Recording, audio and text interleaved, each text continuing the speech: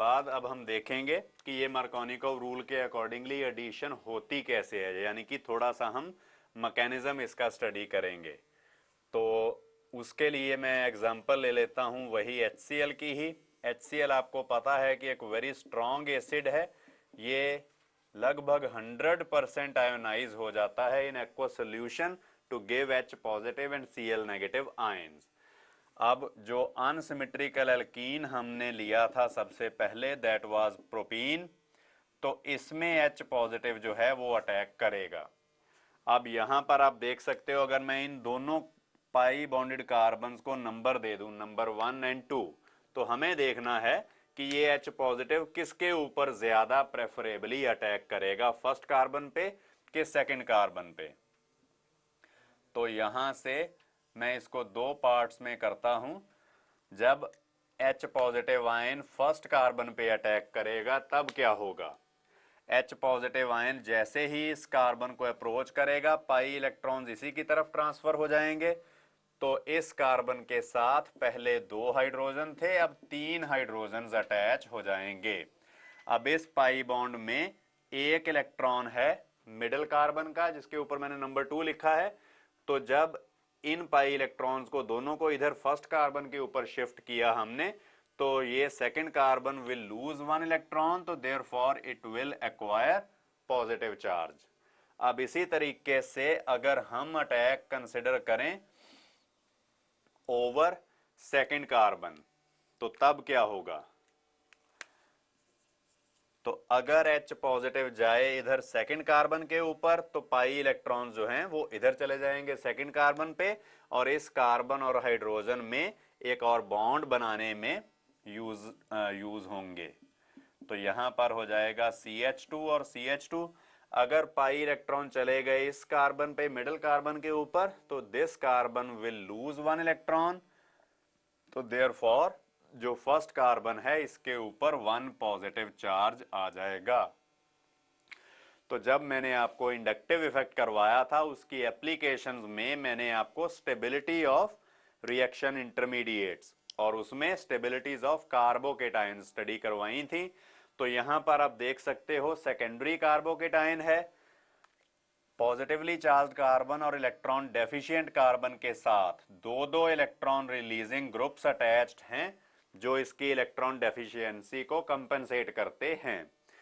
इस केस में चाहे बड़ा एल्काइल ग्रुप है, पर है तो एक एल्काइल ग्रुप का इलेक्ट्रॉन रिलीजिंग इन्फ्लुएंस जो है वो 2 से तो कम ही होगा। इसलिए ये वाली जो कार्बन है, जो ऊपर वाला सेकेंडरी कार्बोकेटाइन बना, इसमें पॉजिटिवली चार्ज कार्बन की इलेक्ट्रॉन डेफिशिएंसी जो है that is compensated to a greater extent. तो इसलिए जो ऊपर वाला कार्बोकेटाइन है that will be more stable, ये मोर स्टेबल होगा, और नीचे वाला कार्बोकेटाइन लेस स्टेबल होगा। और ये भी आपको याद रखना है ऑर्गेनिक केमिस्ट्री में कि more stable A product, more readily it is formed and formed in greater quantity. More stable A product, more readily it is formed and formed in greater quantity. तो इस तरीके से जो सेकेंडरी कार्बोकेटाइन बना, इसके ऊपर फिर Cl नेगेटिव जाके इस पॉजिटिवली चार्ज कार्बन से अटैच हो जाएगी, and we will get this isopropyl chloride या 2-क्लोरोप्रोपेन। तो इस तरीके से आपने देखो, अगर इस एल्कीन से हम ये डायरेक्ट हम अगर लिख लेते तो क्या होता कि हाइड्रोजन या positive part of the attacking reagent goes to the carbon containing greater number of hydrogens, and negative part यानी कि Cl negative goes to the carbon containing lesser number of hydrogen atoms. तो इस तरीके से ही because of the relative stabilities of reaction intermediates, जो reaction का पूरा पूरा मैकेनिज्म है वो गवर्न होता है। तो इसीलिए ही जो रिएक्शन इंटरमीडिएट्स हैं वो कौन सा ज्यादा स्टेबल है, कौन सा कम स्टेबल है, पूरी की पूरी रिएक्शन का मैकेनिज्म ही इसी के ऊपर डिपेंड करता है। तो जैसे HCl है वैसे ही HBr HI रिएक्ट करेंगे, पर HBr के केस में हल्का सा एक स्पेशल केस भी आ जाता है इन द प्रेजेंस ऑफ परऑक्साइड अगर हम करें रिएक्शन। तो मैं आपको दो रिएक्शंस लिखकर यही बात एक्सप्लेन करूंगा कि जैसे ये लिया मैंने प्रोपिलीन अनसिमेट्रिकल एल्कीन, इसमें अगर सिर्फ HBr ऐड करूं तो बिल्कुल मार्कोनिकॉव्स रूल के अकॉर्डिंगली एडिशन होगी कि hydrogen will go to the carbon containing greater number of hydrogens and negative bromine will go to the carbon containing lesser number of hydrogens and again isopropyl bromide या two bromopropane will be formed. पर अगर मैं इस reaction में हल्की सी change करूं reaction conditions में, तो हम देखते हैं कि क्या होगा। In the presence of an organic peroxide, peroxide आपको पता है वो स्पीशीज होती हैं जिनमें ऑक्सीजन ऑक्सीजन सिंगल बॉन्ड होता है। तो इन द प्रेजेंस ऑफ परऑक्साइड क्या होता है, मार्कोनिकॉव्स रूल रिवर्स हो जाता है। जैसे इस रिएक्शन में आप देख सकते हो कि हाइड्रोजन या positive part goes to the carbon containing lesser number of hydrogens and negative part यानी कि bromine goes to the carbon containing greater number of hydrogens. तो ये मार्कोनिकॉव्स रूल के बिल्कुल रिवर्स बात है, अगेंस्ट है बात। तो इसी को हम एंटी मार्कोनिकॉव्स रूल भी कह देते हैं। तो आप लिख सकते हो अपनी कॉपीज पे एंटी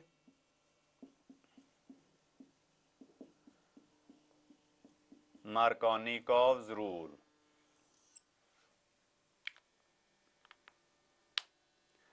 लिखते हम KOFF हैं पर इसकी प्रोनाउंसिएशन होती है कॉव, जैसे KOV हो तो बोलना वैसे है कॉव और लिखना है कॉफ।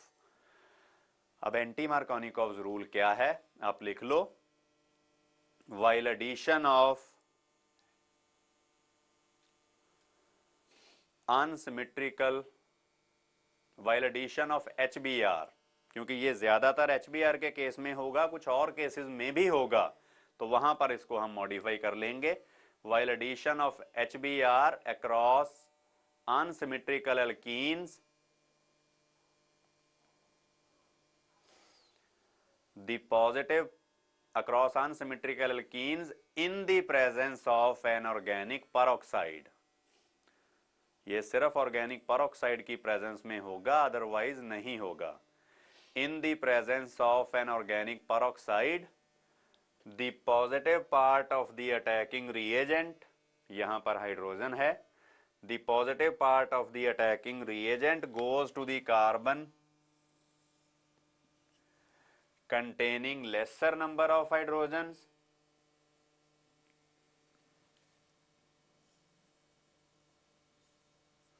while negative part of the attacking reagent, यहां पर है bromine, while negative part of the attacking reagent goes to the carbon containing greater number of hydrogens।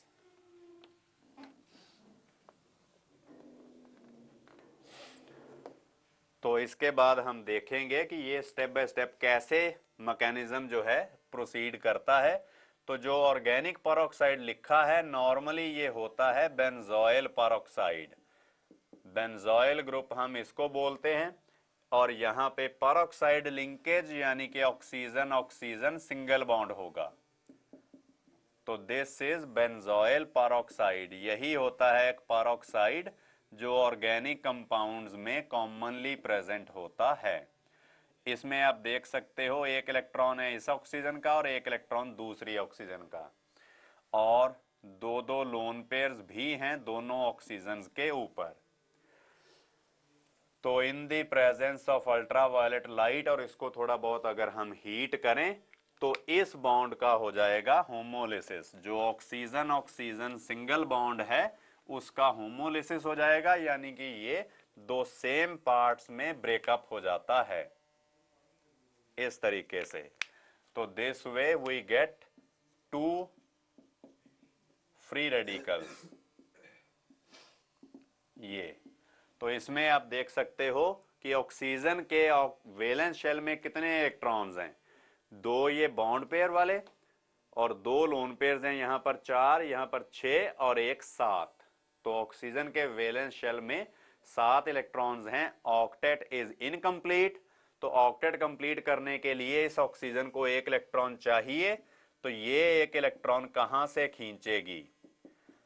अब जो HBr है present in the reaction mixture, उसकी बारी आएगी। तो HBr वाले बॉन्ड में एक इलेक्ट्रॉन है हाइड्रोजन का, एक इलेक्ट्रॉन है ब्रोमीन का। तो ये अनपेयर्ड इलेक्ट्रॉन वाली ऑक्सीजन जो है यहां से hydrogen atom along with its 1 electron खींच लेगी and we will get a molecule of benzoic acid. Benzene के ऊपर ये OH ग्रुप अटैच हो जाता है, plus bromine atom, neutral atom having an unpaired electron. तो ब्रोमीन का आपको पता है कि HBr में 3-3 लोन पेयर्स भी होते हैं इसके ऊपर। तो इस तरीके से ये जो न्यूट्रल एटम बना या फ्री रेडिकल जैसी चीज बनी, इसमें ब्रोमीन के वैलेंस शेल में है 7 इलेक्ट्रॉन्स। तो अगेन इसका ऑक्टेट जो है वो कंप्लीट नहीं है। तो अगर ऑक्टेट कंप्लीट नहीं है तो ये किसी ना किसी इलेक्ट्रॉन रिच साइट पे अटैक करेगा, जहां से ये इलेक्ट्रॉन्स को एब्स्ट्रैक्ट कर सके, एक इलेक्ट्रॉन तो कम से कम खींच सके। तो वो है एल्कीन में ये पाई बॉन्ड। पाई इलेक्ट्रॉन्स आपको पता है, they lie above and below the plane containing the atoms and are loosely held. तो ये इन दोनों कार्बन के ऊपर ही अटैक कर सकता है, पर देखेंगे कि कहां करेगा। इस पाई बॉन्ड में एक इलेक्ट्रॉन है इस CH वाली कार्बन का और एक इलेक्ट्रॉन है ये CH2 वाली कार्बन का। तो दोनों जगह पे ब्रोमीन का अटैक हो सकता है। मैं इनको नंबर्स दे देता हूं 1 और 2। तो कैसे इनका अटैक जो है वो हम देखेंगे। तो अगर अटैक हो ओवर फर्स्ट कार्बन, यहां पे ब्रोमीन अगर इधर जाएगा तो एक इलेक्ट्रॉन इधर आ जाएगा, दूसरा इलेक्ट्रॉन जो है वो सेकंड कार्बन के ऊपर शिफ्ट हो जाएगा and we get this free radical, ये बना। और अगर हम अटैक कंसिडर करें ओवर द सेकंड कार्बन, जिसको मैंने नंबर 2 से रिप्रेजेंट किया है, अगर इधर जाएगा ब्रोमीन तो इसका एक पाई इलेक्ट्रॉन इधर आ जाएगा, ये बॉन्ड बनेगा between carbon and incoming bromine, और दूसरा इलेक्ट्रॉन जो है वो फर्स्ट कार्बन के ऊपर अनपेयर्ड रहेगा। तो ब्रोमीन आया इधर और इस कार्बन के ऊपर एक अनपेयर्ड इलेक्ट्रॉन जो है वो आ गया। अब इन दोनों फ्री रेडिकल्स में कौन सा फ्री रेडिकल ज्यादा स्टेबल है ये देखना है। तो आप देख सकते हो यहां पे ऊपर एक मिथाइल ग्रुप है, ये full fledged electron releasing group है, और दूसरा ये भी अल्काइल ग्रुप तो नो डाउट है, पर इसके साथ एक ब्रोमीन अटैच्ड है जो इस कार्बन से CH2 ग्रुप वाली कार्बन से इलेक्ट्रॉन्स वापस खींचती है अपनी तरफ को। इसलिए इलेक्ट्रॉन रिलीजिंग तो नो डाउट ये होगा, पर बड़ा वीक इलेक्ट्रॉन रिलीजिंग ग्रुप होगा। अगर ये पूरा फुली इलेक्ट्रॉन रिलीजिंग है तो ये इसका 1/4 ही होगा। तो हम वैसे ही एज्यूम कर लेते हैं कि अगर इसका इफेक्ट है पूरा 1 तो इसका इफेक्ट होगा 1/4 यानी कि 0.25। अब नीचे वाला फ्री रेडिकल देखो, यहां पर इलेक्ट्रॉन डेफिशिएंट कार्बन एक अनपेयर्ड इलेक्ट्रॉन वाली कार्बन के साथ सिर्फ एक ही एल्काइल ग्रुप अटैच्ड है जो इसको थोड़े बहुत इलेक्ट्रॉन सप्लाई करेगा, पर उसके भी फर्स्ट कार्बन के साथ एक इलेक्ट्रोनेगेटिव ब्रोमीन अटैच्ड है जो इलेक्ट्रॉन्स को अपनी तरफ खींच लेती है। तो इसलिए ये ग्रुप उतनी स्ट्रांगली इलेक्ट्रॉन्स रिलीज नहीं कर पाएगा, इसका इफेक्ट भी वही 0.25 वाला ही होगा। तो अब इन दोनों केसेस में आप देख सकते हो कि कैसे जो हैं वो इलेक्ट्रॉन्स इस अनपेयर्ड इलेक्ट्रॉन वाली कार्बन को मिले। तो यहां पर आप देखोगे कि ज्यादा इलेक्ट्रॉन सप्लाई हुए और यहां पर तो बहुत थोड़े से मिले। तो इस कार्बन की इलेक्ट्रॉन डेफिशिएंसी जो है that is compensated to a greater extent. तो इसलिए ऊपर वाला जो फ्री रेडिकल है this will be more stable.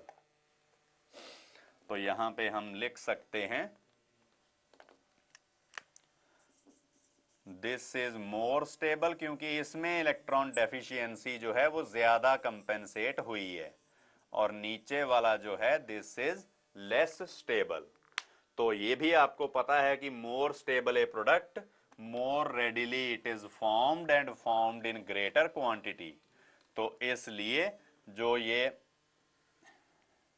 ऊपर वाला फ्री रेडिकल है यही ज्यादा बनेगा, और जब ये फ्री रेडिकल बना, अब इसमें कार्बन है 1 इलेक्ट्रॉन डेफिशिएंट, तो ये कार्बन जो है ये फिर दूसरे HBr मॉलिक्यूल से एक hydrogen along with its 1 electron abstract कर लेगी, क्योंकि एक इलेक्ट्रॉन अकेला तो कहीं भी अवेलेबल नहीं होगा। तो यहां से इसने hydrogen atom along with its 1 electron accept कर लिया। तो this way we get 1 bromo propane plus एक bromine atom with incomplete octet और 7 electrons in its valence shell. वो बन जाएगा अगेन जो दूसरे एल्कीन मॉलिक्यूल के ऊपर अटैक करके रिएक्शन को प्रोसीड करवाएगा। जैसे चेन रिएक्शन होती है बिल्कुल वैसे ही चलती रहेगी। तो इस तरीके से अगर हमें रिएक्शन को लिखना हो पूरा पूरा कंप्लीट करके, तो कैसे लिखेंगे हम कि ये अनसिमेट्रिकल एल्कीन है, इसमें मैंने HBr ऐड किया in the presence of organic peroxide. तो क्या हुआ, hydrogen will go to the carbon containing lesser number of hydrogens and bromine will go to the carbon containing greater number of hydrogens। और इस तरीके से हमें मिलता है नॉर्मल प्रोपाइल ब्रोमाइड या 1 ब्रोमो प्रोपेन। तो ये है एंटी मार्कोनिकोव रूल की कहानी। अब एंटी मार्कोनिकोव रूल होगा कब कब, तो इसके बारे में भी आप लिख लो। In case of addition of halogen acids to unsymmetrical alkenes, the anti-Markovnikov's rule takes place. The anti-Markovnikov's rule takes place in the presence of in the case of in case of addition of HBr, in case of HBr only, and that too in the presence of organic peroxide।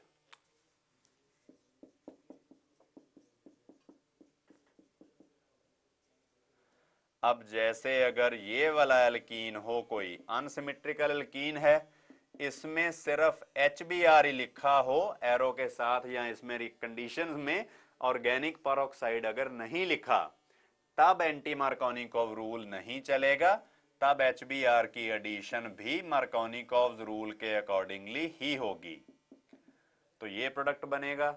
और अगर organic peroxide हम HBr की बजाय किसी और halogen acid में add कर दें, जैसे HI में ऐड कर दिया ऑर्गेनिक पेरोक्साइड, तो सिर्फ अगर पेरोक्साइड है तब भी एंटी मार्कोनिकोव रूल नहीं चलेगा, यहां पर भी मार्कोनिकोव रूल के अकॉर्डिंगली ही एडिशन रिएक्शन होगी, यानी कि you will gate isopropyl iodide और 2 आयोडोप्रोपेन ओनली। यहां पर कोई एंटी मार्कोनिकोव वे में यहां पर आयोडीन नहीं लगेगा।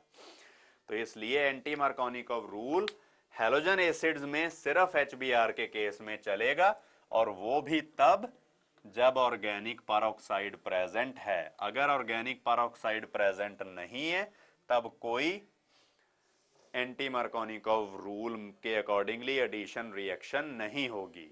तो इसके बाद हम करते हैं एडिशन ऑफ हैलोजन एसिड्स हुई पूरी, फिर सेकंड आती है एडिशन ऑफ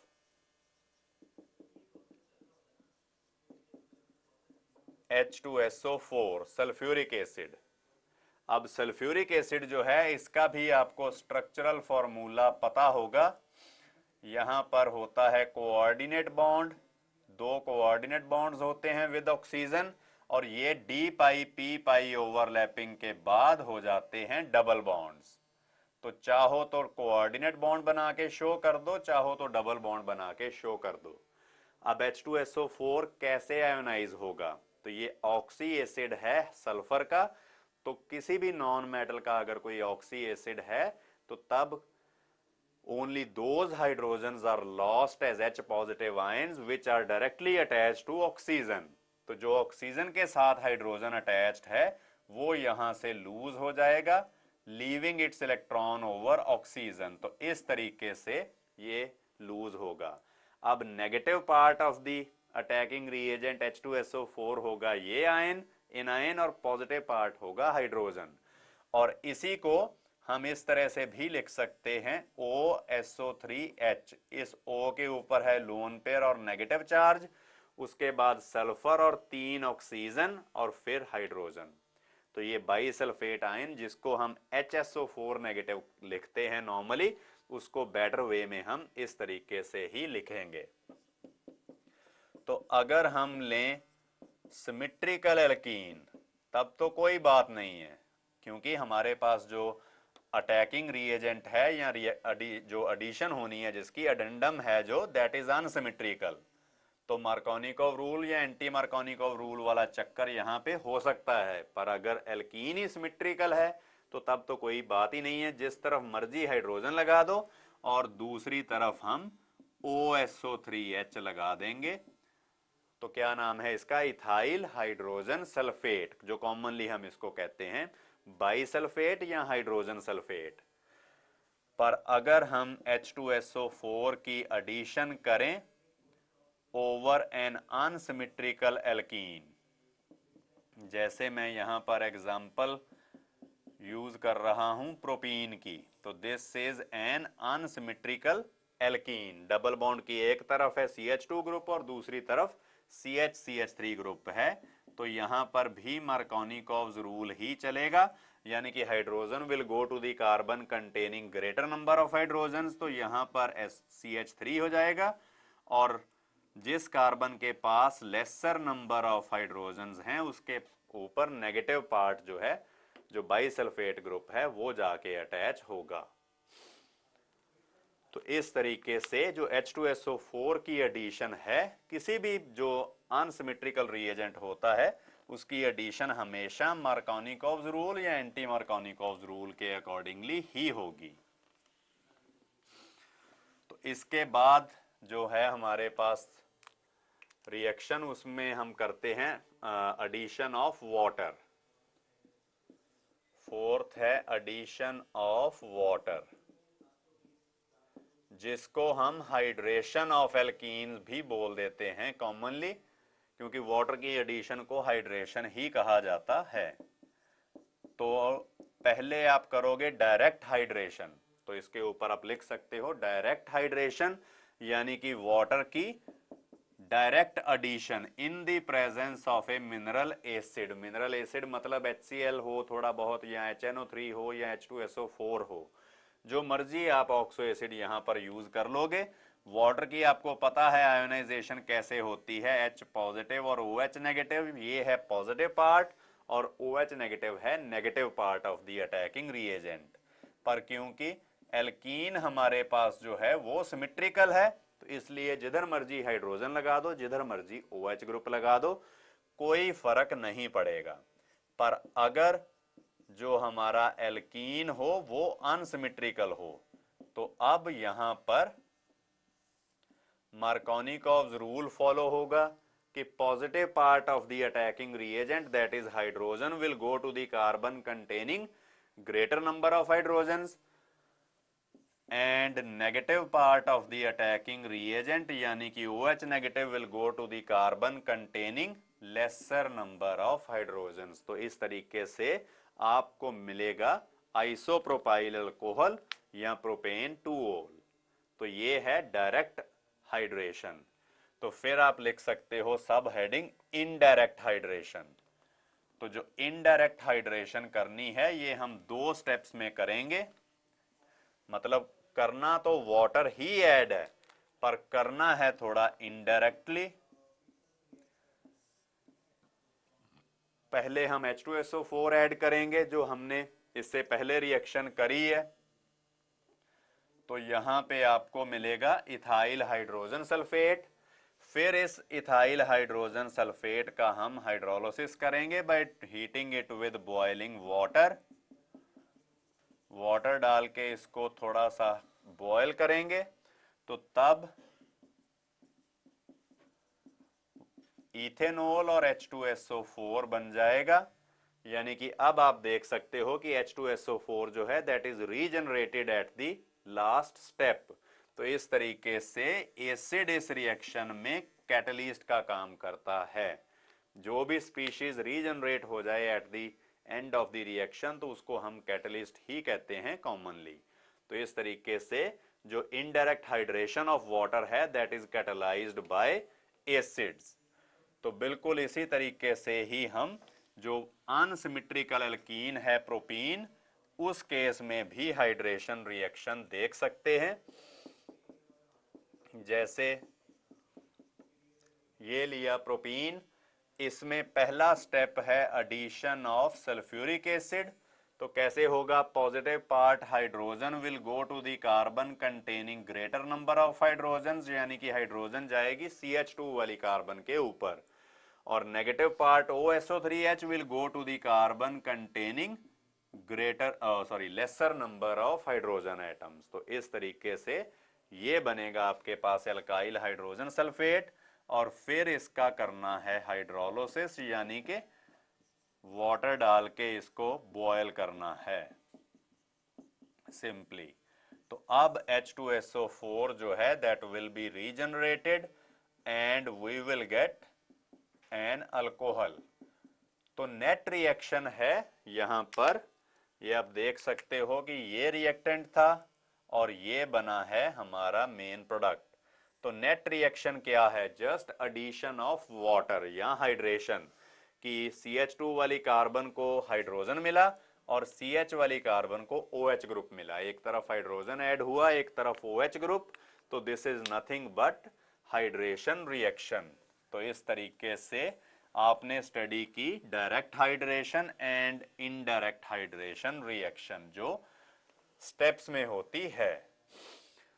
तो इसके साथ हमारी जो एडिशन रिएक्शंस थी वो होती हैं खत्म। तो पहले आपने इसमें की थी एडिशन रिएक्शन में एडिशन ऑफ हाइड्रोजन, फिर एडिशन ऑफ हैलोजन्स, फिर एडिशन ऑफ हैलोजन एसिड्स और वाटर, वो भी की हमने, या दूसरे मिनरल एसिड्स भी। और अब इसके बाद सेकेंड टाइप की रिएक्शंस आती हैं जिनको हम कहा करते हैं ऑक्सीडेशन रिएक्शंस।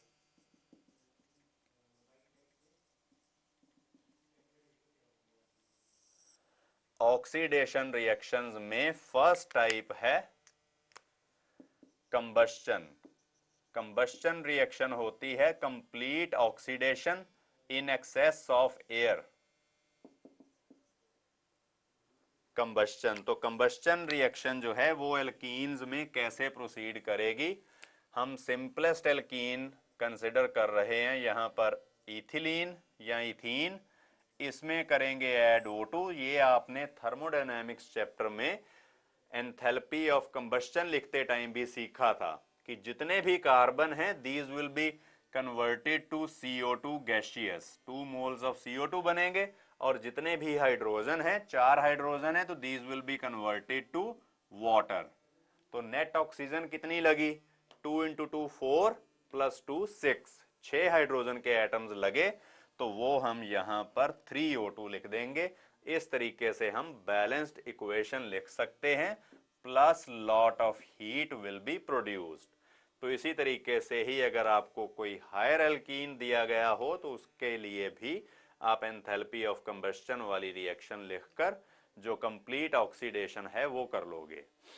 फिर जो सेकंड है हमारे पास ऑक्सीडेशन रिएक्शंस में case that is very important,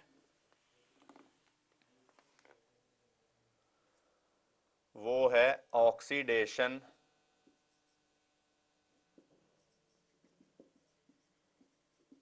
with Bayer's reagent, bears reagent के साथ ऑक्सीडेशन रिएक्शन जो हैं ये ज्यादा इंपॉर्टेंट हैं, पर आपको ये भी याद होना चाहिए कि व्हाट इज बेयर्स रिएजेंट। तो आप लिख सकते हो alkaline solution of KMnO4 is called Bayer's reagent. Alkaline solution of KMnO4 is called Bayer's reagent. तो लो टेम्परेचर पे, रूम टेम्परेचर पे ये है हमारे पास 27 डिग्री सेल्सियस, तो ऑर्डिनरी टेम्परेचर है। किस तरह से जो KMnO4 है वो डिसोसिएट होगा, इस तरीके से ये नेसेंट ऑक्सीजन प्रोड्यूस करता है, atomic oxygen that are produced during the reaction. तो यही है जो आगे एल्कीन को ऑक्सीडाइज करेगी, प्लस करोगे वाटर प्लस ये नेसेंट ऑक्सीजन कहां से आई, बेयर्स रिएजेंट से। और इसको हम ऐसे भी लिख सकते हैं एल्केलाइन KMnO4, KMnO4/OH नेगेटिव। तो कैसे होगी रिएक्शन, अगर हम टेम्परेचर रखें लो, तब जो भी है हमारे पास alkene that will be oxidised to a vicinal diol, मतलब जो दो OH ग्रुप्स लगेंगे वो डबल बॉन्डेड कार्बन पे ही होंगे। तो आप लिख भी सकते हो while oxidation with cold alkaline KMnO4 solution,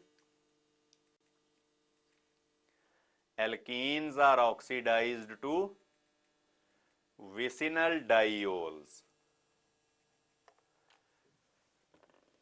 vicinal diols, vicinal diols होती हैं जब नेबरिंग कार्बन्स के ऊपर दो OH ग्रुप लगे हों। तो फिर हम करते हैं ऑक्सीडेशन विद हॉट KMnO4। तो अब हॉट KMnO4 के साथ कैसे रिएक्शन होगी, इसको सीधे ऐसे ही लिख लेते हैं एल्केलाइन KMnO4, टेम्परेचर अब कर देते हैं 373 केल्विन, यानी कि बॉइलिंग पॉइंट ऑफ वाटर। तो अगर हम हाई टेम्परेचर यूज करेंगे तो कैसे कैसे करके ऑक्सीडेशन प्रोसीड करेगी। पहले तो ये डबल बॉन्ड जाएगा और एक एक ऑक्सीजन जो है दोनों कार्बन्स को मिल जाएगा, इसको अभी लिखो मत चाहे। फिर ये बना एल्डिहाइड, और एल्डिहाइड भी आप पढ़ोगे बाद में कि these are readily oxidised to carboxylic acids in the presence of this Baeyer's reagent. फिर ये एल्डिहाइड है, इसकी फर्दर ऑक्सीडेशन होकर बन जाएगा फॉर्मिक एसिड, और फॉर्मिक एसिड में भी एक एल्डिहाइड ग्रुप है, तो it will be further oxidised to CO2 and water. तो इस तरीके से जो नेट हमारा प्रोडक्ट बनेगा that will be this plus CO2 plus water. और अगर हम और एल्कीन कोई डिफरेंट यूज करें, जैसे ये है, इसकी ऑक्सीडेशन करें विद हॉट एल्केलाइन KMnO4, तो डबल बॉन्ड ब्रेक होगा यहां पर अब बन जाएगा कीटोन। तो कीटोन आप स्टडी करोगे कि these are quite stable, these are not oxidised further under ordinary conditions. और दूसरी तरफ से साथ में बन जाएगा इथेनोइक एसिड। तो यही चीज जो oxidation with hot KMnO4 solution है, ये आप ब्रीफ में कि याद कैसे रखनी है, उसके लिए एक छोटा सा हम मेमोरी चार्ट बना लेंगे। क्या होगा उसमें कि जो भी CH2 ग्रुप है that is oxidised to CO2 and water, ये सभी जो है मेमोरी चार्ट में बना रहा हूं, this is for hot alkaline KMnO4। और अगर हो ये वाला ग्रुप तो then it is oxidised to carboxylic acid. और अगर हो हमारे पास मोर सब्स्टिट्यूटेड एल्कीन तो then it will be oxidised to a ketone which will not be readily oxidised further. तो ये चार्ट जो बना ये आपको याद रखना है, क्योंकि इसी से ही डायरेक्टली हम प्रिडिक्ट कर सकते हैं कि किस केस में कौन सा जो प्रोडक्ट है वो बनेगा। अगर तो कोल्ड एल्केलाइन की MnO4 हम यूज करें तब तो सिंपली विसिनल डाइयोल बनती है, नेबरिंग कार्बन्स के ऊपर 2 OH ग्रुप्स लग जाते हैं। पर अगर हॉट सॉल्यूशन हो तो तब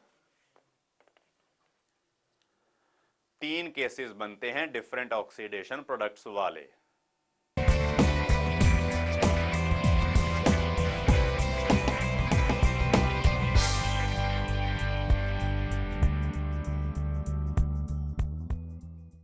तो ऑक्सीडेशन विद एल्केलाइन KMnO4 के बाद आप करते हो oxidation in the presence of silver. तो आप लिख सकते हो oxidation in the presence of silver. तो सिल्वर की प्रेजेंस में अगर हम ऑक्सीडेशन करें एल्कीन्स की तो इस केस में एक थोड़े डिफरेंट टाइप के या हम कह सकते हैं स्पेशल टाइप के कंपाउंड्स बनते हैं जिनको हम इपॉक्साइड्स कहा करते हैं। इपॉक्साइड्स या इपॉक्सी एल्केन्स। सिल्वर की प्रेजेंस में अगर हम इसकी ऑक्सीडेशन करें इन दी प्रेजेंस ऑफ ऑक्सीजन, क्या होगा, यहां से एक जो है डबल बॉन्ड या पाई बॉन्ड खत्म होकर एक ऑक्सीजन फिट हो जाएगी between the two with the two carbons having A double bond. तो ये वाला कंपाउंड बना, इसको कहा जाएगा इपॉक्सी इथेन, और कॉमनली अगर देखा जाए तो इथिलीन इपॉक्साइड। इस तरीके से इन कंपाउंड्स की हम नेमिंग करते हैं। और बिल्कुल सिमिलर वे में अगर हम कोई थोड़ा हायर एल्कीन ले लें जैसे प्रोपीन है तो जहां कहीं भी डबल बॉन्ड है, डबल बॉन्ड वाले दोनों कार्बन एटम्स के बीच में एक ऑक्सीजन फिट हो जाएगा, डबल बॉन्ड खत्म होकर सिंगल बॉन्ड रह जाएगा और दोनों कार्बन के साथ एक ऑक्सीजन फिट हो जाएगा। इस तरह से साइक्लिक ईथर जैसी शेप बनेगी। तो this compound will be called propylene epoxide या इपॉक्सी प्रोपेन।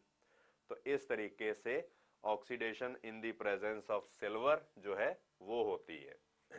फिर आगे अगर हम इनका हाइड्रोलिसिस करेंगे एसिडिक और बेसिक तो तब हमें ग्लाइकॉल मिलेगी या विसिनल डाइयोल्स जो हैं वो ऑब्टेन होंगी। विसिनल डाइयोल्स होती हैं जब दो नेबरिंग कार्बन्स के ऊपर कोई भी 2 OH ग्रुप्स लगे। विसिनल कंपाउंड्स ही यही होते हैं। तो इसके बाद लास्ट टाइप की ऑक्सीडेशन आती है ओजोनोलिसिस। ओजोनोलिसिस मतलब ओजोन डालकर मॉलिक्यूल को ब्रेकअप करना।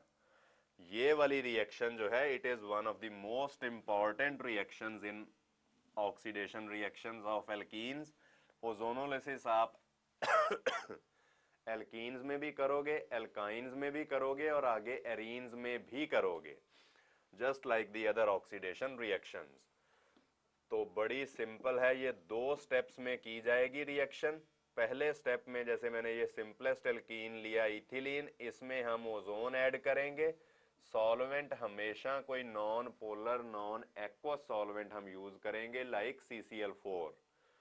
ये लिया तो ओजोन जो है इसमें 3 ऑक्सीजन है तो एक ऑक्सीजन जो डबल बॉन्डेड कार्बन्स हैं उनके एक साइड में ऐड हो जाएगी, तो एक बॉन्ड ब्रेक हो गया। फिर बाकी 2 ऑक्सीजन जो बचे वो दूसरा बॉन्ड भी ब्रेक होकर 2 ऑक्सीजन इस तरह से फिट हो जाएंगे and this way we get an ozonide. एक हार्ट शेप स्ट्रक्चर बनती है जिसको कहा जाता है ओजोनाइड। तो ये बना है इथिलीन से, इसलिए इसको हम कह देते हैं इथिलीन ओजोनाइड, या ज्यादा सिंपल वे में इट इज एन ओजोनाइड, बस यही याद रखना है। तो ओजोनाइड बनने के बाद फिर इसका हम रिडक्टिव हाइड्रोलिसिस करेंगे। तो रिडक्टिव हाइड्रोलिसिस इसका कैसे होगा, जिंक और वाटर ऐड करेंगे हम। तो अब यहां पे ये जो बॉन्ड्स हैं इस तरह से ब्रेक हो जाएंगे, मतलब एक बॉन्ड कार्बन का ब्रेक हुआ और एक बॉन्ड ऑक्सीजन का ब्रेक हुआ। जिन एटम्स के बॉन्ड्स ब्रेक हुए दोनों एटम्स में एक बॉन्ड और फॉर्म हो जाएगा, H2C, इसको मैं ऐसे लिख रहा हूं। और ऑक्सीजन के साथ पहले था single bond of the carbon, अब हो जाएगा डबल बॉन्ड। तो इस तरीके से एक ये फॉर्मेल्डिहाइड इधर से बना और दूसरा फॉर्मेल्डिहाइड इधर से बना, and you will gate 2 molecules of formaldehyde या मीथेनॉल IUPAC सिस्टम के अकॉर्डिंगली। और ये जो अकेली ऑक्सीजन निकली ये वाटर के साथ कंबाइन होकर H2O2 बना देगी, हाइड्रोजन परऑक्साइड। अब H2O2 is an oxidizing agent. It can oxidize the aldehyde formed further to carboxylic acids or even further. पर इसकी फर्दर ऑक्सीडेशन को रोकने के लिए ही ये मेटालिक जिंक डाली गई है बीच में। तो जिंक यहां पर क्या करेगी, ये जो ऑक्सीडाइजिंग एजेंट बना H2O2 उसको डिकम्पोज कर देगी। It will convert the H2O2 into zinc hydroxide, जो फर्दर ऑक्सीडेशन नहीं करेगा। तो इस तरीके से इस जो सेकंड स्टेप है इसको हम कहते हैं रिडक्टिव हाइड्रोलिसिस। तो क्या बोलेंगे इसको, रिडक्टिव, क्योंकि यहां पर H2O2 की रिडक्शन कर दी है जिंक ने। हाइड्रोलिसिस मतलब वाटर डाल के मॉलिक्यूल को ब्रेकअप किया। तो सेकंड स्टेप है रिडक्टिव हाइड्रोलिसिस। पहला स्टेप है ओजोन की एडिशन इन दी एल्कीन। तो हम कैसे कह सकते हैं कि यहां पर H2O2 की रिडक्शन हुई है, जैसे मैंने बोला है और इसका नाम भी बोला है कि रिडक्टिव हाइड्रोलिसिस बोलना है। यहां पर H2O2 में ऑक्सीजन की ऑक्सीडेशन स्टेट होती है -1। कहीं भी परऑक्साइड लिंकेज हो तो ऑक्सीजन की ऑक्सीडेशन स्टेट -1 ही होती है। और यहां पर हाइड्रोक्साइड में OH नेगेटिव होता है, आपको पता है। यहां पर ऑक्सीजन की ऑक्सीडेशन स्टेट होती है -2। तो decrease in oxidation number is always reduction. तो इस तरीके से हम कह सकते हैं कि H2O2 की रिडक्शन हुई है। तो तभी हम इस सेकंड स्टेप को रिडक्टिव हाइड्रोलिसिस कहा करते हैं। तो इस केस में तो सिंपल वे में डबल बॉन्ड के दोनों तरफ ग्रुप्स थे सेम या सिमिलर। अगर हम इनको डिफरेंट भी कंसिडर करें, फॉर एग्जाम्पल अगर मैं इथिलीन की बजाय प्रोपिलीन यूज करूं कंपाउंड, अब आप देख सकते हो कि डबल बॉन्डेड कार्बन, एक कार्बन के साथ एक हाइड्रोजन और एक मिथाइल ग्रुप लगा है। तो यहां पर आप लिख सकते हो एक मिथाइल ग्रुप और एक हाइड्रोजन। इस तरीके से ये वाला ओजोनाइड बनेगा। तो डेफिनेटली इसको हम इथिलीन ओजोनाइड अब नहीं कहेंगे, it is just an ozonide. अब ये प्रोपिलीन का ओजोनाइड है। तो इस ओजोनाइड का फिर रिडक्टिव हाइड्रोलिसिस किया। तो एक तो इधर से CH3C, इसका डबल बॉन्ड विद O बनेगा, यानी कि एक मॉलिक्यूल बनेगा ये CH3CHO, और दूसरा इस साइड से बनेगा formaldehyde, again the same product, और तीसरी H2O2 जिसको हम रिडक्शन विद जिंक करके खत्म कर देंगे H2O2 को। तो इस तरीके से अगर आप डिफरेंट एल्कीन्स यूज करोगे तो you will get different carbonyl compounds, not only aldehydes but we can also obtain ketones. For example अगर मैं ये इस एल्कीन की बात करूं तो ये अलग रिएक्शन आपको लिखनी होगी, ये वाला। तो it is more substituted alkene. Double bond के एक तरफ तो वही सेम सिचुएशन है कि इस डबल बॉन्डेड कार्बन के साथ एक मिथाइल ग्रुप लगा है और एक हाइड्रोजन लगा है। तो इधर तो ये सेम सिचुएशन रही। अब दूसरी कार्बन के साथ दो हाइड्रोजन नहीं बल्कि 2 मिथाइल ग्रुप्स ही अटैच्ड हैं। तो इस कंपाउंड को, इस ओजोनाइड को हम इस तरीके से लिख लेंगे। तो इससे एक तो इधर से तो एसिटल्डिहाइड ही बना, पर इस साइड से अब बन जाएगा एक कीटोन यानी कि एसीटोन। दिस एसीटोन और IUPAC सिस्टम के अकॉर्डिंगली प्रोपेनोन। तो this way we will obtain 2 different carbonyl compounds. तो इस तरीके से ओजोनोलिसिस से हम एल्कीन्स को कन्वर्ट कर सकते हैं into A number of carbonyl compounds. तो अब इस ओजोनोलिसिस रिएक्शन की यूटिलिटी क्या है, हमें इसका क्या यूज है, सिंपल। तो इसमें इसको हम बड़े सिंपल वे में बता सकते हैं, आप लिख भी सकते हो कि ozonolysis is used for structural elucidation of alkenes. Ozonolysis is used for structural elucidation of alkenes, मतलब कि इसकी हेल्प से हम एल्कीन की स्ट्रक्चर क्या थी वो पता कर सकते हैं। कैसे पता करेंगे, ये वाला एल्कीन में लिखा रहने देता हूं जिससे ये दोनों कार्बोनिल कंपाउंड्स बने थे। तो फिर देखेंगे कि क्या जो इनसे स्ट्रक्चर बनती है वो यही है कि डिफरेंट है। तो बड़े सिंपल वे में ये प्रोसेस हम करेंगे। जो भी 2 कार्बोनिल कंपाउंड्स बने उनके जो कार्बोनिल ग्रुप्स हैं C डबल बॉन्ड O, उनको सामने करके लिखो बस। ये है इथेनॉल और इधर है एसीटोन, C डबल बॉन्ड और इसके साथ 2 CH3 अटैच्ड हैं। और फिर उसके बाद जो बीच में 2 ऑक्सीजन है इनको रिमूव कर दो और डबल बॉन्ड से दोनों कार्बन को जोड़ दो। तो डेफिनेटली डबल बॉन्ड कोई इतना बड़ा नहीं होता, इसको सिंपल वे में ऐसे ही लिख सकते हैं हम। तो इस तरीके से एल्कीन की स्ट्रक्चर क्या थी, तो ये इसको डायरेक्टली डिटरमिन करने के कोई इतने इफेक्टिव टेस्ट हमारे पास नहीं होते, इतने इजी टेस्ट नहीं होते। पर कार्बोनिल कंपाउंड यानी कि एल्डिहाइड कीटोन्स की स्ट्रक्चर हम बड़ी इजीली ऑब्टेन कर सकते हैं। ये जब आप स्टडी करते हो ऑर्गेनिक केमिस्ट्री में ही 12th क्लास का फंक्शनल ग्रुप 2, उसमें एल्डिहाइड कीटोन्स आते हैं और वहां पर आप बड़े टेस्ट करोगे इनकी डिस्टिंक्शन के या इनकी आइडेंटिफिकेशन के। तो वहां से आपको पता चलेगा कि कैसे हम एल्डिहाइड और कीटोन की स्ट्रक्चर बता सकते हैं और इन दोनों की स्ट्रक्चर से फिर हमने पेरेंट एल्कीन जिससे ये ऑब्टेन किए थे वो बना लेंगे। तो इस तरीके से ओजोनोलिसिस जो है that is a very important oxidation reaction of alkenes.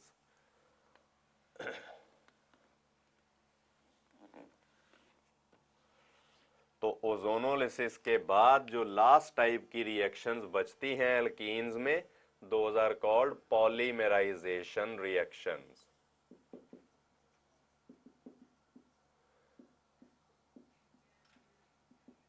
Polymerisation reactions आप जानते होंगे कि पॉलीमर्स क्या होते हैं। पॉली मतलब मेनी और मर का मतलब होता है स्ट्रक्चर। जब मेनी स्ट्रक्चर्स मिलकर एक सिंगल स्ट्रक्चर बना दें तो उसको हम पॉलीमर कहते हैं। सिंपल सी एग्जांपल लें अगर हम, तो दीवार बनती है ब्रिक्स से। तो ब्रिक्स लें हम इकट्ठी, उनको स्टेप बाय स्टेप एक दूसरे के साथ वेल ऑर्डर्ड वे में अरेंज कर दे तो हमारे पास एक वॉल बन जाती है। तो that wall will be called a polymer. और उसका एक जो सिंपलेस्ट स्ट्रक्चरल फीचर है दैट इज ए ब्रिक, तो that will be called a monomer. तो उसी तरीके से हम पॉलीमराइजेशन रिएक्शंस करते हैं एल्कीन्स में। सबसे पहले आप लिख सकते हो पॉलीमराइजेशन ऑफ इथिलीन या इथीन। इथीन का पॉलीमर तो आप सभी ने सुना हुआ है, पॉलीथीन। तो that is polymer of ethylene या पॉलीमर ऑफ इथीन। तो वो कैसे बनता है, उसको बनाने के 2 तरीके होते हैं। सबसे पहले तो मैं आपको सिंपल वे में कि पॉलीमर बनेगा कैसे वो बताता हूं। पॉलीमर क्या है ये मैं बोल चुका कि जब मेनी स्ट्रक्चर्स मिलकर एक सिंगल स्ट्रक्चर बना दें, जैसे ये मैंने 3 इथिलीन ग्रुप्स यहां पर लिख दिए, तो इस पाई बॉन्ड में एक इलेक्ट्रॉन है इस कार्बन का और दूसरा इलेक्ट्रॉन है इस कार्बन का। ये बॉन्ड हो जाएगा ब्रेक, इस कार्बन का इलेक्ट्रॉन आ जाएगा यहां पे और इसका इलेक्ट्रॉन आ गया इधर। इसी तरह से ये वाला जो पाई बॉन्ड है इसमें भी एक इलेक्ट्रॉन है इधर वाली कार्बन का और एक इलेक्ट्रॉन है इस दूसरी कार्बन का। तो इस बॉन्ड को भी ब्रेक करके एक इलेक्ट्रॉन इधर ले आओ और इस वाली कार्बन का इलेक्ट्रॉन इधर। तो ये जो अनपेड इलेक्ट्रॉन हैं दो, ये दोनों आपस में शेयर होकर दो कार्बन्स में सिंगल बॉन्ड बना लेंगे। इसी तरह से इस एल्कीन का भी एक इलेक्ट्रॉन इधर आएगा और दूसरा इलेक्ट्रॉन दूसरी तरफ, तो यहां पर भी एक सिंगल कोवेलेंट बॉन्ड बन जाएगा और ये सीक्वेंस दोनों तरफ से चलती रहेगी और in the end we will obtain a very big molecules, very long chain of the ethylene molecules joined together। तो many structures जब मिलकर एक बना देंगी तो इसको हम कह देंगे पॉलीथीन। अब पॉलीमराइजेशन ऑफ इथीन जो है वो हम करते हैं स्पेशली दो तरीकों से। उससे जो एल्कीन पॉलीमर बनता है polythene, that is of two types. तो सबसे पहले आप लिख सकते हो लो डेंसिटी पॉलीथीन। पॉलीथीन हम बनाते हैं लो डेंसिटी और high density. Low density polythene. अब ये क्या होता है, ये कैसे बनता है? सबसे पहले इसमें हम लेंगे n molecules of ethylene. n is a very large number और लो डेंसिटी पॉलीथीन अगर बनाना है तो टेम्परेचर हमें हाई रखना पड़ता है 463 टू 483 केल्विन और pressure very high, that is about 1500 atmosphere. और साथ में हमें चाहिए होती है थोड़ी सी traces of oxygen, 0.003 to 0.1% oxygen of O2। थोड़ी सी एयर लेंगे, मतलब इसकी प्रेजेंस में ये जो इथिलीन है ये पॉलीमराइज हो जाएगी और n मॉलिक्यूल्स ऑफ इथिलीन जो हैं ये एक दूसरे के साथ अटैच हो जाते हैं। तो जो ये बना हमारे पास पॉलीथीन, इसमें cross linking between different chains बहुत ज्यादा होगी, बड़ी ज्यादा ब्रांचिंग होगी। जैसे ये कोई पॉलीमर बना, लॉन्ग चेन बनी, इसमें जगह जगह पे साइड चेन्स होंगी। तो साइड चेन्स होने के कारण जो डिफरेंट पॉलीमर्स बनेंगे वो एक दूसरे के बिल्कुल साथ नहीं हेल्ड रहेंगे, थोड़ी थोड़ी बीच में वेकेंट स्पेसेस बच जाएंगी। तो इन वेकेंट स्पेसेस होने के कारण ही जो पॉलीथीन बना उसकी डेंसिटी जो होती है वो लो होती है। ठीक है, तो इसके बाद आप लिख भी सकते हो इसके यूज कहां होता है ये लो डेंसिटी पॉलीथीन। तो it is used for insulating electric wires. जो फ्लेक्सिबल वायर्स होती हैं उसके अराउंड जो प्लास्टिक सा लगा होता है, that is called that is low density polythene for insulating electric wires and in the manufacture of pipes. जो रबर पाइप होती हैं, जैसे पानी वाली पाइप है, टैप के साथ लगाते हैं, टॉयज, बॉटल्स और पॉलीथीन बैग्स जो हम यूज करते हैं, बेसिकली पॉलीथीन के लिफाफे जो होते हैं, तो वहां वो सारी चीजें इस लो डेंसिटी पॉलीथीन से ही बनती हैं। फिर दूसरी टाइप का पॉलीथीन होता है हाई डेंसिटी पॉलीथीन। तो हाई डेंसिटी पॉलीथीन जो है वो कैसे बनाया जाएगा, उसमें उसकी मैन्युफैक्चर में हमें टेम्परेचर भी लो हम यूज करेंगे और प्रेशर भी लो। जैसे टेम्परेचर हमने 333 टू 343 केल्विन यूज किया, तो high density polythene sorry low density polythene से करीब करीब मोर देन 100 डिग्री सेल्सियस कम है, 130 डिग्री सेल्सियस कम है। और पहले प्रेशर था 1500 एटमॉस्फेयर और अब प्रेशर हम यूज करेंगे 6 टू 7 एटमॉस्फेयर ओनली। और ये पॉलीमराइजेशन रिएक्शन की जाएगी in the presence of Ziegler Natta catalyst. Ziegler Natta catalyst जो होता है वो ज्यादा साइड चेन्स नहीं बनने देता पॉलीमर में, ज्यादा क्रॉस लिंकिंग नहीं होती, इसलिए एक वेल ऑर्डर्ड चेन्स बनेगी जो एक दूसरे के साथ ही हेल्ड रहेंगी। एक मतलब हमारे पास वेल पैक्ड अरेंजमेंट बनेगी जिसमें कोई वेकेंट स्पेसेस उतनी ज्यादा नहीं होंगी। तो इसीलिए ही closely placed in polymer molecules, polymer chains के कारण इस पॉलीथीन की डेंसिटी होगी हाई। तो जो अब बना ये पॉलीथीन, इसकी डेंसिटी है हाई, तो it is called high density polythene and it is used in the manufacture of containers and housewares. जो हम घर में से प्लास्टिक के जो बर्तन वगैरह यूज करते हैं उनकी मैन्युफैक्चर में काम आता है। तो इस केस में जो हमने कैटलिस्ट यूज किया, इसके ऊपर भी डायरेक्ट क्वेश्चन पूछ लिया जाता है कई बार कि व्हाट इज ज़िग्लर-नाटा कैटलिस्ट।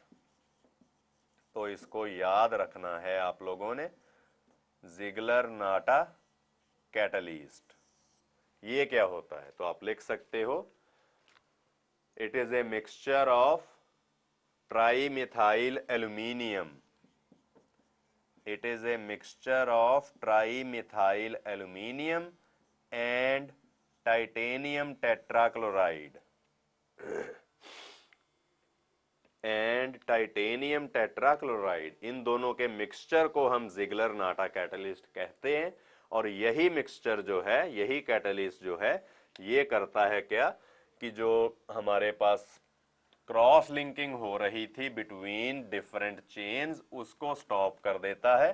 तो फिर कोई इतनी ज्यादा ब्रांचिंग भी नहीं होती, लीनियर चेन्स बनती हैं मॉलिक्यूल में और उस जो वेल पैक्ड होती हैं। तो हमारे पास जो पॉलीथीन ऑब्टेन होता है that is a high density polythene. तो ये कंटेनर्स और अदर हाउसवेयर्स में के मैन्युफैक्चर में यूज होता है। तो फिर इसके बाद आता है हमारे पास पॉलीप्रोपिलीन। बिल्कुल सिमिलर वे में ही रिएक्शन आप स्टडी करोगे, जैसे इथिलीन था CH2, इधर भी इसका एक हाइड्रोजन रिप्लेस करके मैंने मिथाइल ग्रुप लगा लिया, तो इसको बोलेंगे हम प्रोपिलीन। कॉमन नेम है इसका प्रोपिलीन।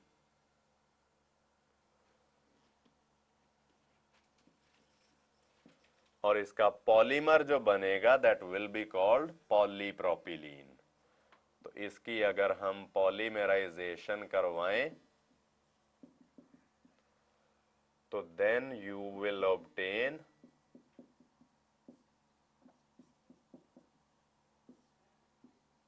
दिस मॉलिक्यूल, इसको कहा जाएगा पॉलीप्रोपिलीन या IUPAC सिस्टम के अकॉर्डिंगली हम इसको कहेंगे पॉलीप्रोपीन। तो पॉलीप्रोपिलीन जो होता है it is harder and stronger than polythene. तो आप लिख भी सकते हो कि it is harder and stronger than polythene and is used in the manufacture of seat cover fibres, ropes and containers for oil and gasoline। हम containers में petrol वगैरह स्टोर करके रखते हैं कि इन जिनमें पेट्रोल सॉल्युबल नहीं हो जाता, पेट्रोल मतलब उनको डिसॉल्व नहीं कर लेता, तो वैसे कंटेनर्स होते हैं इस पॉलीप्रोपिलीन के। फिर इसके बाद अब यहां पर हमने किया क्या कि जिसमें प्योर एल्कीन हमने यूज किए थे अभी तक, या तो इथिलीन था या प्रोपिलीन यूज किया हमने अभी तक। फिर हम करते हैं, आप लिख भी सकते हो, पॉलीमराइजेशन इन सब्स्टिट्यूटेड एल्कीन्स, पॉलीमराइजेशन इन सब्स्टिट्यूटेड एल्कीन्स।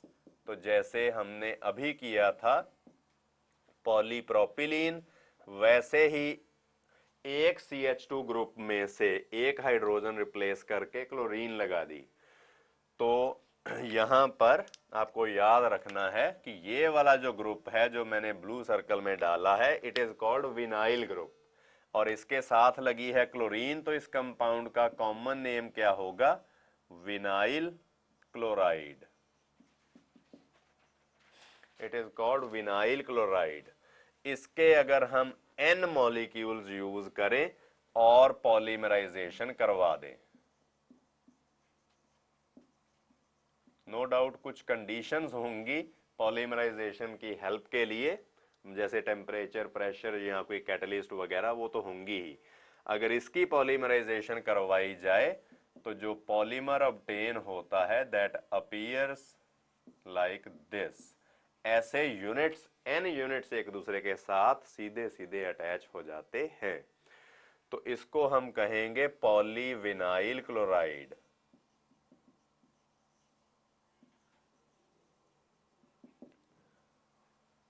और ये तो आपको पता ही है, commonly it is also called PVC. PVC की पाइप्स आपने सुनी हुई हैं जो अंडरग्राउंड वायरिंग के लिए या पानी के पास करने के लिए हम यूज करते हैं, पीवीसी।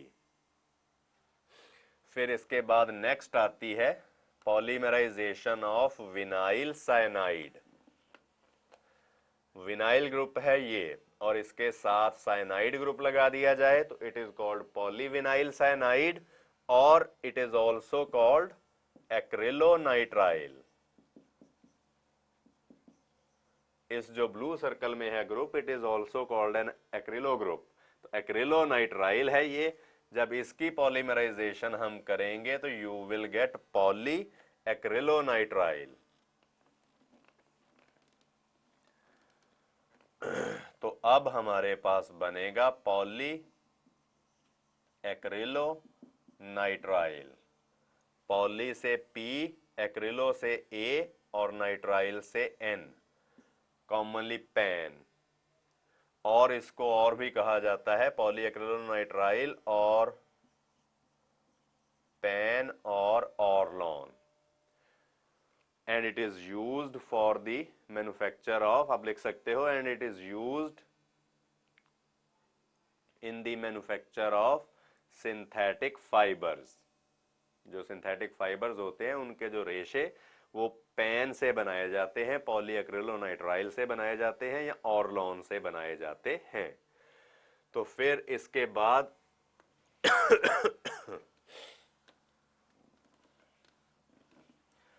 जो नेक्स्ट टाइप की पॉलीमराइजेशन रिएक्शन आती है that is in case of polymerisation in tetrafluoroethylene. तो आप लिख सकते हो पॉलीमराइजेशन ऑफ टेट्राफ्लोरो इथिलीन, कि जैसे इथिलीन था CH2 डबल बॉन्ड CH2, तो चारों हाइड्रोजन फ्लोरीन से अगर हम रिप्लेस कर दें तो ये बन जाएगा टेट्राफ्लोरो इथिलीन।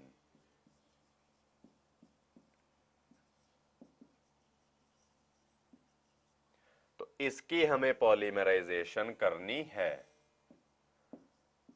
तो when we polymerase this tetrafluoroethylene, तो जो हमारे पास पॉलीमर बनेगा उसको हम क्या कहेंगे, यहां पर है CF2।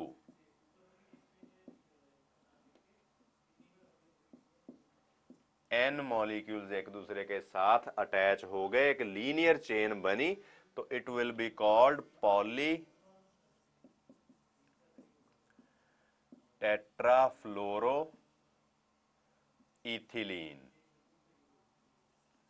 पॉली टेट्राफ्लोरोइथिलीन और PTFE, ये भी कह देते हैं इसको। और commonly it is known as Teflon. और ये टेफ्लॉन एक बहुत यूजफुल कंपाउंड होता है। आपने सुना भी होगा कि जो नॉन स्टिक कुकवेयर्स होते हैं उनके अंदर जो नॉन स्टिक कोटिंग की जाती है that is made up of Teflon.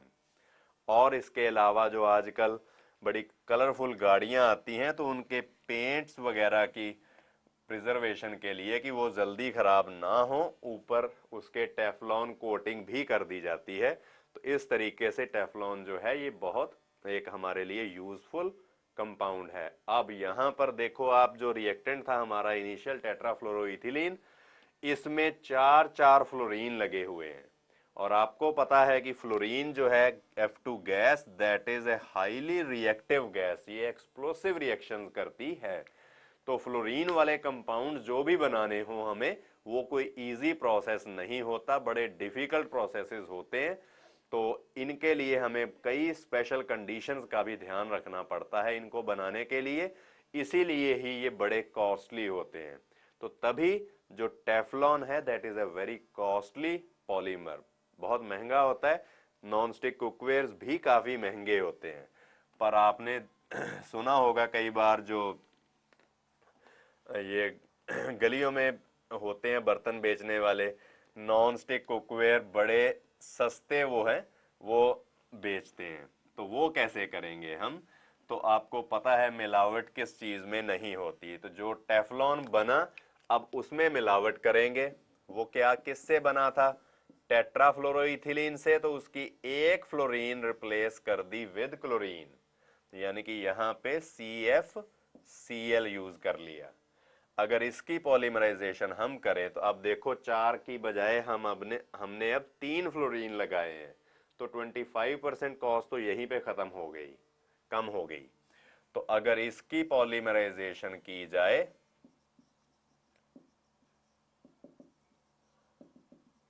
तो then we gate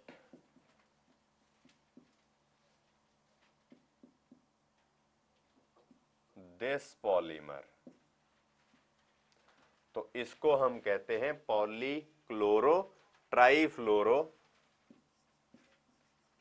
ethylene, पॉलीक्लोरो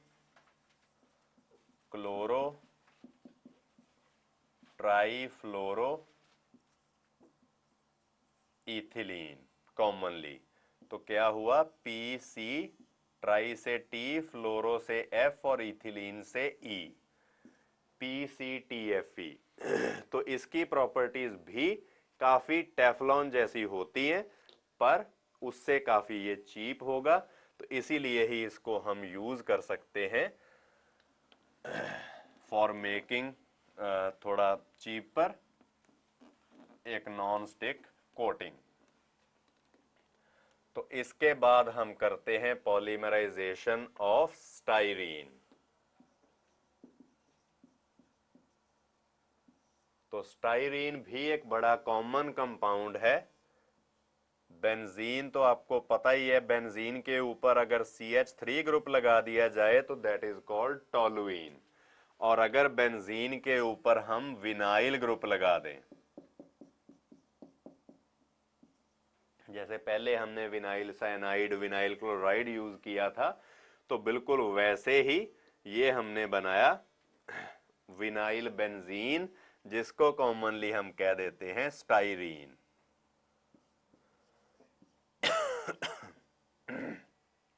sorry.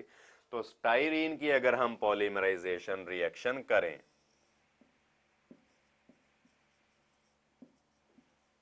तो polymerisation of styrene will definitely produce polystyrene, कि जैसे यहां पर जहां पे भी डबल बॉन्ड होगा वहां पे ही पॉलीमराइजेशन हो जाएगी। तो this way we will obtain polystyrene.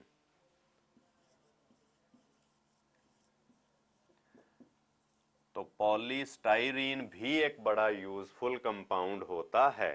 इसको हम कॉमनली स्टाइरॉन भी कह देते हैं, पॉलीस्टाइरीन और स्टाइरॉन। तो ये सारे जो हमने पॉलीमर्स किए हैं इनको कहा जाता है होमोपॉलीमर्स। जो अभी तक हमने पॉलीमर्स किए, दीज आर कॉल्ड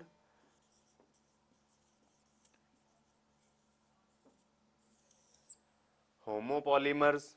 क्योंकि होमोपॉलीमर्स का मतलब, होमो का मतलब है सेम, तो जिसमें सिर्फ एक सेम मोनोमर यूज किया गया है, इसको हम कहेंगे मोनोमर। और ये है पॉलीमर बना। जब सेम टाइप का मोनोमर ही यूज किया जाए तो ऐसे पॉलीमर्स को हम कहते हैं होमोपॉलीमर। और जब दो डिफरेंट टाइप के हम यूज करें मोनोमर्स, दो या दो से ज्यादा अगर डिफरेंट टाइप्स के मोनोमर्स होंगे, then the polymer obtained will be called copolymer. और इसके बाद जब आप डाइईन्स भी करोगे तो उनकी पॉलीमराइजेशन से भी हम डिफरेंट टाइप के जो प्रोडक्ट्स हैं वो ऑब्टेन करेंगे। तो इस तरह से आपने एल्कीन्स की जो केमिकल प्रॉपर्टीज हैं वो बेसिकली कर ली। इनमें इंपॉर्टेंट है ज्यादा ऑक्सीडेशन रिएक्शंस। ऑक्सीडेशन में आपने कंबस्टन रिएक्शंस भी स्टडी की और particularly oxidation with bears reagent that is alkaline KMnO4। तो उसके साथ ऑक्सीडेशन रिएक्शंस आपने स्टडी की जिसमें oxidation with cold alkaline KMnO4 और oxidation with hot alkaline KMnO4। तो उनको याद करवाने का तरीका भी मैंने आपको बताया था कि कैसे रखना है इनको याद कि कौन सा प्रोडक्ट बनेगा। फिर उसके बाद ओजोनोलिसिस किया।